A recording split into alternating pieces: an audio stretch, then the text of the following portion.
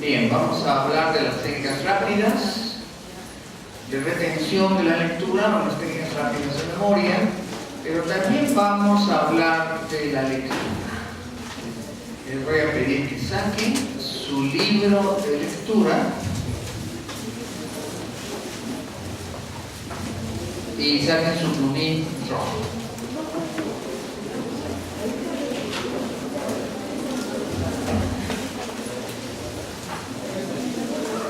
¿De qué depende nuestra velocidad de lectura? ¿Qué determina una buena o una mala velocidad? Bien. La velocidad de lectura es una ecuación y esa ecuación resulta de un cálculo. Vamos a hacer el cálculo y vamos a identificar si nuestra velocidad es buena, es mala o es regular. Me gustaría saber si ustedes tienen una idea de cuál es su velocidad actual de lectura. No tienen idea. Bien.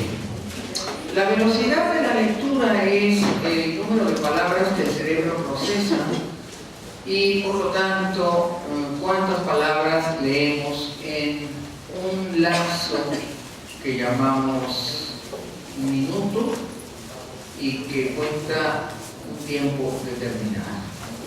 Una velocidad buena serían unas 300 o 400 palabras. Una velocidad mala pues serían 100 palabras o menos palabras por minuto. Pero uno nunca sabe cuál es su velocidad hasta que se la mide. Entonces es lo que vamos a hacer. Vamos a medir la velocidad de lectura para ver a partir de qué momento comenzamos ese mejoramiento. ¿Cuál sería la lectura deseable? Bueno, pues unas 1000 palabras por minuto. ¿Cómo se descubre que la velocidad de lectura se puede alterar fácilmente? Bueno, pues es algo simple, no es algo tan complicado. Un accidente científico, como todo. Y ahí tenemos algunas velocidades de lectura propuestas. Aquí tendríamos pues, un lector muy lento, es de 90 palabras. Un lector un poquito más rápido, sería 100. Un buen lector, bueno, 120, con muchas consideraciones, es un buen lector. Muy buen lector, bueno, 140. Un excelente lector, de 180 para arriba. Un neurolector quiere decir que ya tiene la técnica, porque sin la técnica no es posible leer arriba de 200 palabras por minuto. Ya con la técnica la velocidad se puede incrementar a 200, 300, 400, 600, 800, 500, 1000, 2000, ya no tiene límite. ¿Quién inventó esa técnica y cómo se descubre? Fue en el siglo XVII, 1632, que un fraile le enseñaba a leer a un joven campesino.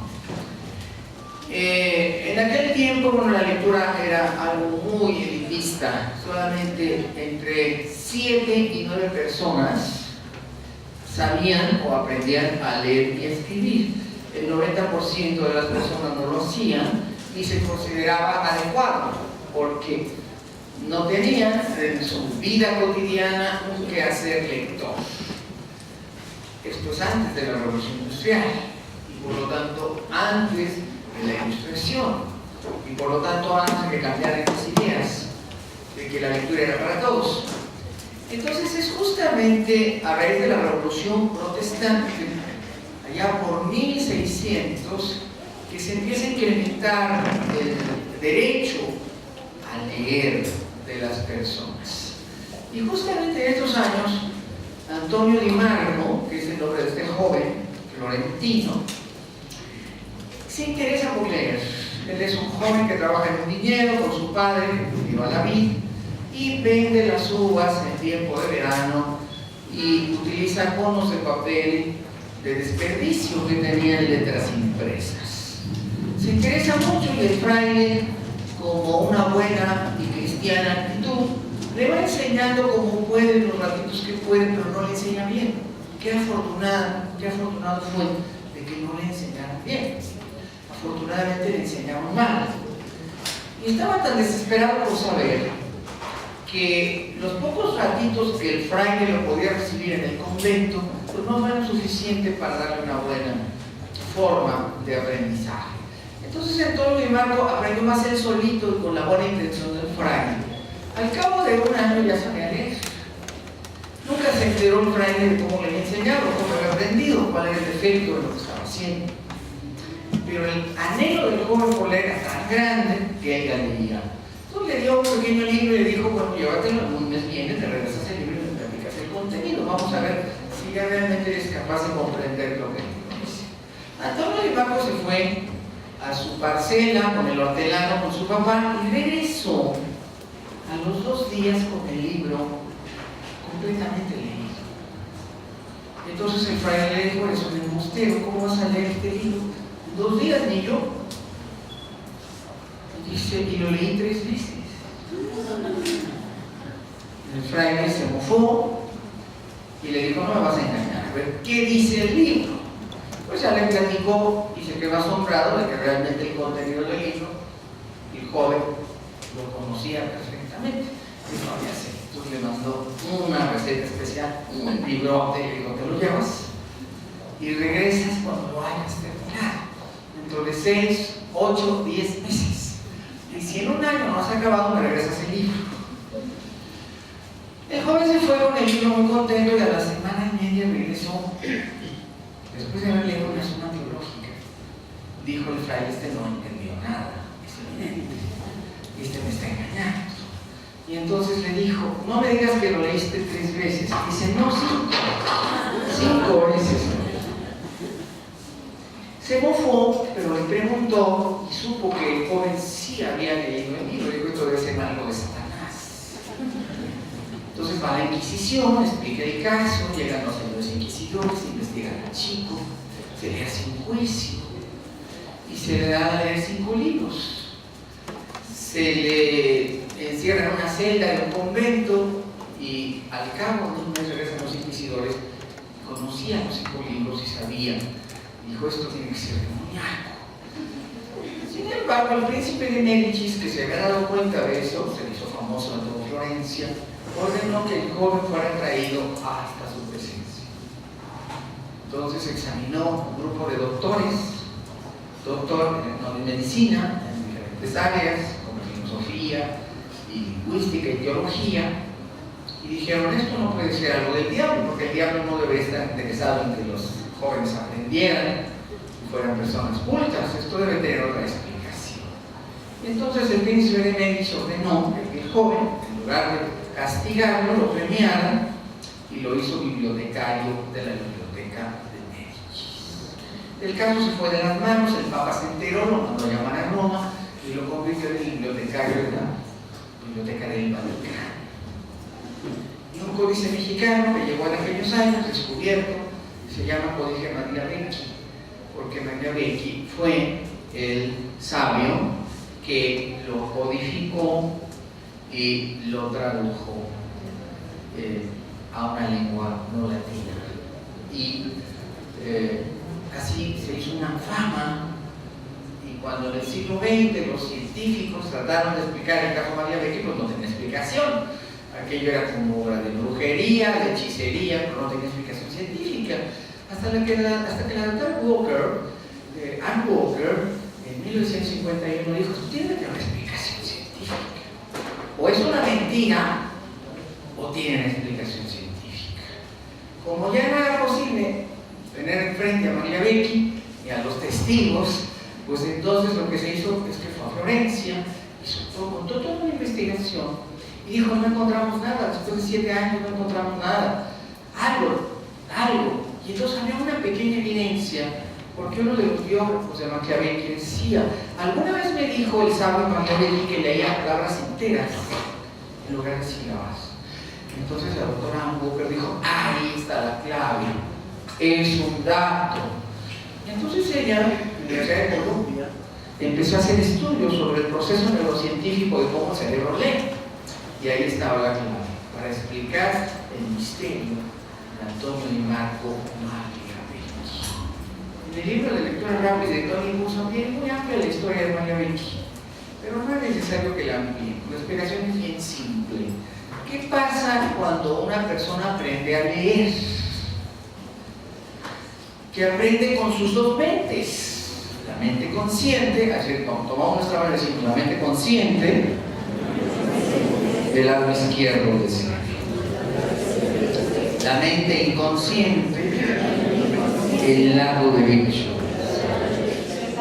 Entonces, con la mente consciente aprendes que cada letra tiene un valor fonético. La A suena a A. Y si la colocas junto a una N y otra A, dice Ana. Y entonces aprendes a leer el significado de las letras y de las palabras. Pero hay otro aprendizaje más importante que no nos damos cuenta y que es el inconsciente, que es mucho más importante. Tu cerebro aprende a leer por sílabas, y eso se llama silabeo. A ti te enseñaron a leer silabeando, y eso fue una tragedia porque te desgraciaron tu cerebro. Yo ahorita voy a tratar de remediar ese horror que te destrozó la vida y hasta ahorita te enteras. Claro que los maestros lo hicieron con todo el amor, el cariño y su leal saber y entender de que era lo que para ellos era correcto. Ellos no lo hicieron por mala fe. Solo que en ese tiempo no se sabía que era una desgracia, que ahora vamos a corregir. Si estamos entendiendo por qué. Porque cuando leemos realmente no leemos, sino que retratamos. El ojo es una cámara fotográfica entrenada para retratar. ¿Sí está claro? Y no es una cámara de video, porque la cámara de video tiene lo que se llama imagen continua. ¿Está claro? Constante. En cambio, la cámara de cine o la fotografía enfoca y después de que encuadra y enfoca, dispara y compromete una imagen, pero nada más una. No continua, sino nada más una imagen. ¿Está claro? La kinemática del cine, la palabra kinema en latín quiere decir movimiento. Entonces el cine es una serie de fotos fijas que se mueven a gran velocidad para dar la impresión falsa o, obvio, es una imagen virtual, no es real, es una impresión a los sentidos falsa de que se mueven los personajes. ¿Estamos claros?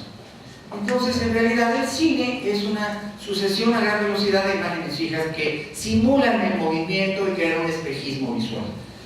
Y aparentemente se está moviendo, pero no se está moviendo. ¿Qué ocurre con la lectura? Bien, cuando tú lees, realmente no lees, sino que retratas. Retratas una sílaba. Una foto fija de tus ojos enfoca y encuadra una sílaba. ¿Estamos claros? Una vez que hay marcado esa sílaba, brinca a la sílaba siguiente, y luego a la sílaba siguiente, y luego a la sílaba siguiente. Entonces, en realidad, tu lectura es una serie, como el cine, de fotografías fijas que van retratando las letras, pero el proceso es perverso. ¿Por qué es perverso? Porque desperdicias tus fotografías en sílabas, pudiendo fotografiar palabras enteras o renglones enteros. Y ese proceso perverso que no te ha dejado de ser un estudiante brillante, lo vamos a corregir el día de hoy. ¿Se entiende el concepto teórico? Voy a dejar ese anclaje. En neurociencia la palabra anclaje se refiere a una neuroasociación mental que establece un procedimiento o un canon. En este caso, un canon que no sirve, hay que romperlo y vamos a cambiarlo por un canon que sí sirva. Un canon nuevo que fotografíe las palabras enteras. El proceso va a ser un poco lento porque el canon que vamos a aprender hoy va a ser para palabras enteras. Pero como en la lengua castellana el promedio de las palabras es de 3, o sea, las palabras tienen 3 sílabas, eso quiere decir que vas a acelerar tu velocidad de lectura, la que encontremos por 3, tan solo con leer palabras enteras. Así es que si te sale de 100 el examen, quiere decir que nada más por ese cambio ya vas a estar leyendo 300 palabras por minuto. pero de ninguna manera pretendemos que te quedes en eso, sería muy anticuado y muy ridículo. Queremos que leas renglones enteros. Normalmente los libros traen 11 palabras, multiplícalo por 3. Y entonces es tu velocidad de lectura real que vas a alcanzar, que debe estar por arriba de 1000 palabras por minuto. Pero en realidad yo decía que llegas más, unas 1500, 2000. Así podrías empezar a leer la Biblia a las 10 de la mañana y terminar a leer la Biblia a las 4 de la tarde. En lugar de estar ahí como que a ver si un día la termino de leer. Entonces este proceso no tiene ninguna dificultad técnica, ni mucho menos teórica, es algo simple. ¿Por qué no lo enseñamos a toda la gente? Entonces es una estupidez del sistema educativo. Hay países donde sí se hace. El 100% de los japoneses leen, obviamente, con un sistema que no es silábico, porque ellos leen palabras enteras, pero eso se debe a que su propia estructura de lectura no respeta los símbolos latinos, sino que en realidad ellos nunca pensaron en un sistema como el nuestro. El nuestro viene de los pueblos sumerios, acadios, babilonios, fenicios, griegos y romanos, y es bastante malo. En cambio, los sistemas chinos o coreanos o los sistemas japoneses utilizan 10.000 signos diferentes, o sea que los niños para leer aprenden 10.000 signos, pero es uno por cada palabra. Parece mentira, pero en el Instituto Tecnológico de Tokio a mí me demostraron que eso hacía que el cerebro fuera mucho más brillante. Y uno pareciera que dijera, bueno, ¿por qué los países mejor educados del mundo son Corea y Estados Unidos? Mucho muy arriba de Europa, mucho muy arriba de Estados Unidos. Bueno, pues porque su sistema les facilita el aprendizaje. Entonces nosotros tenemos que evitarlos, pero primero tenemos que cambiar nuestro sistema bastante malo de los griegos y los romanos y poner otro mejor. Sería como cuando los griegos y los romanos hacían sus matemáticas con letras, ¿se acuerdan? ¡Qué horror! Sí, les enseñaban numeración romana, ¿verdad? Con eso no se iba a poder manejar astronomía nunca. Los mayas eran bastante más abusados porque tenían el cero y eran bastante mejores astrónomos que los griegos y los romanos gracias al cero. Entonces la tecnología que tienes cambia tus capacidades procesales mentales. Cuando la tecnología es mejor, el cerebro se hace mejor. Si no está quedando otra vez, pues hay una lógica atrás. Entonces vamos a comenzar por el principio, tu velocidad de lectura. Sacas tu libro, tu bit rojo y yo voy a contar de 5 a 0. En el momento, Alfredo nos va a poner música de pajaritos, por favor, la música de mejor. Quiero que te relajes, pero no quiero que hagas nada del otro mundo, nada más respira profundo. Si tienes algo que estás cargando, como cambia altera los datos, pues de plano, relaja. Nadie se va a llevar tu cartera, ni tu mochila, ni tu cuaderno. Puedes ponerlo por ahí en el suelo, para que toda tu atención esté puesta en la lectura y no en que no se te vaya a caer la caja de crayones o la caja de plumines que traes en las rodillas. Muy bien. Una vez que haya terminado la numeración de 5 a 0, ustedes simplemente lo único que tienen que hacer es la única instrucción, se ponen a leer. Como precaución, en este momento van a subrayar la primera letra o la primera palabra que van a leer. Y ustedes no se ocupen de nada más, simplemente lean, lean y lean. Y cuando vaya a terminar el examen, simplemente voy a nuevamente contar de 5 a 0 y les voy a decir alto, paren y cuenten el número de palabras. Es algo bien simple. Entonces vamos a empezar la primera numeración. Yo cuento de 5 a 0, en el momento que llego a 0 les digo empiecen y ustedes simplemente leen. Se olvidan de todo y después yo nuevamente cuento y otra vez de 5 a 0 y les digo subrayen la última palabra que leyeron y cuentan el número de palabras. Comenzamos, adelante.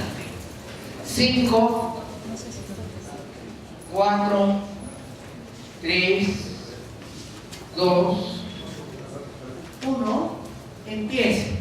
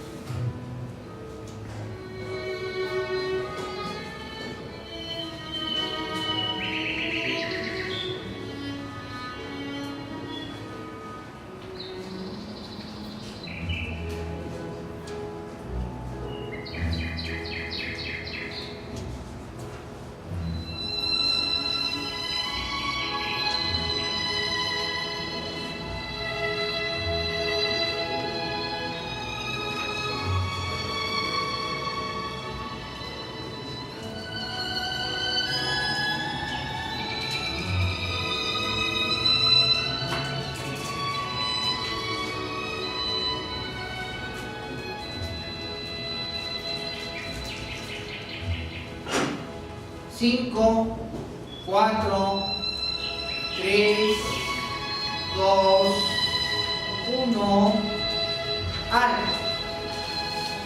Ahora subrayen la última palabra que leyeron y empiecen a contar el número de palabras. Adelante.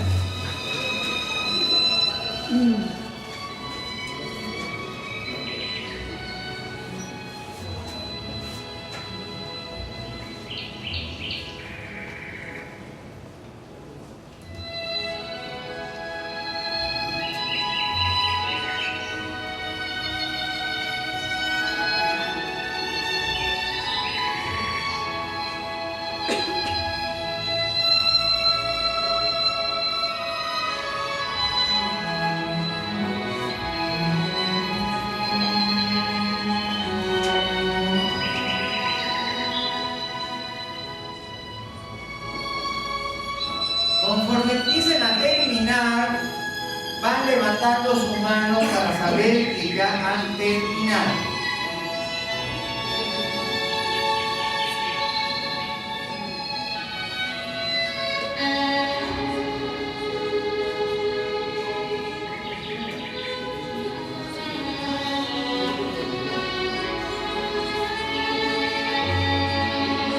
Ya el primero de ustedes terminó. 1, 2, ya 2 terminaron.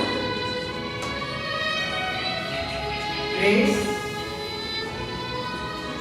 ya 3 terminaron. 4,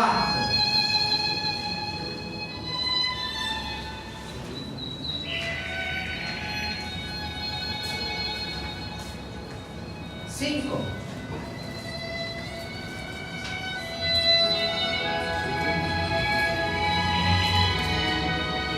6, 7, 11, 16, 21, 22, 23, 24, 25, 27, 28, 31, 37, 40. Suficiente. Vamos a dar 30 segundos a los demás. Les voy a pedir ahora que dividan el número que encontraron entre 2. Dividan entre 2 el número y esa es su velocidad de lectura. Dividimos entre 2 y esa es nuestra velocidad de lectura.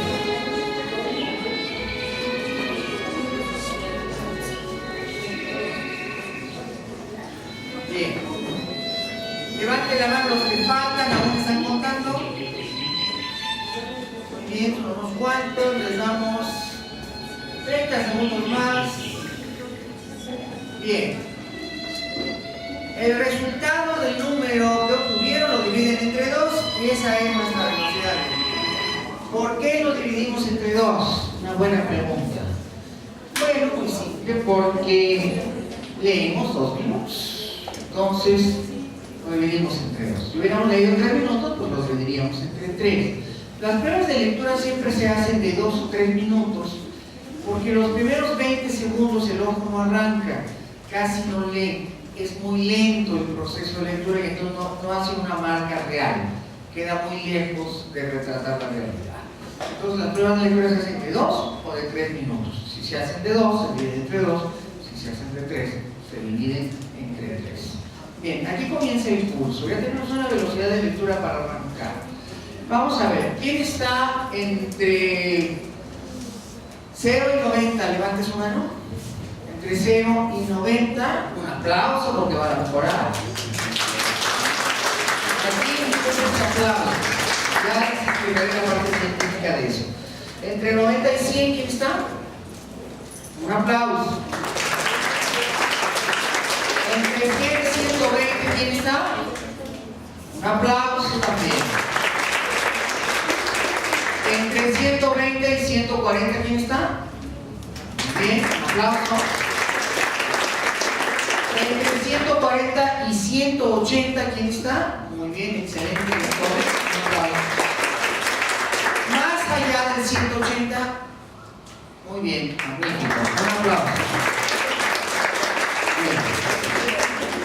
¿A qué se debe que haya tan diversas velocidades? Bueno, son habilidades básicas de la lectura, pero también se debe al tipo de lector que eres tú. Hay tres tipos de lectores. Decimos todos, los lectores visuales son muy rápidos. Los lectores auditivos son muy lentos. Los lectores kinestésicos son regulares.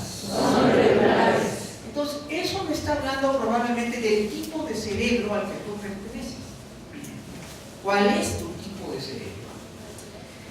Cuando alguien te enseñó a leer, cuando eras pequeñito, la persona que te enseña a leer no nada más te deja marcas en velocidad de lectura o en el número de fotografías que tomas por palabra o por sílaba, sino que también te deja tendencias o dominancias cerebrales.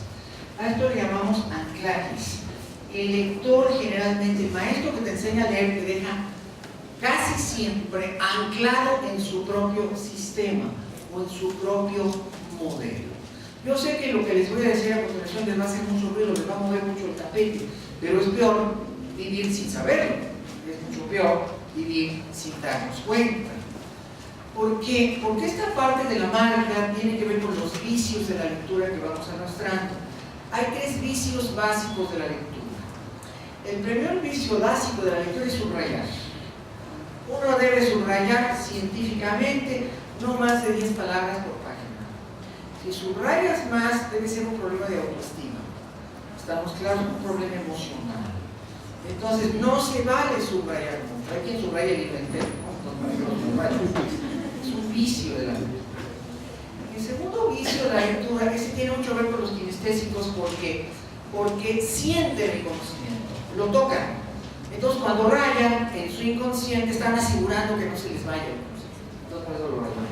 Estamos claros que es como que la parte emocional, el contacto emocional. Lo rayo el conocimiento y así siento que lo tengo ya más.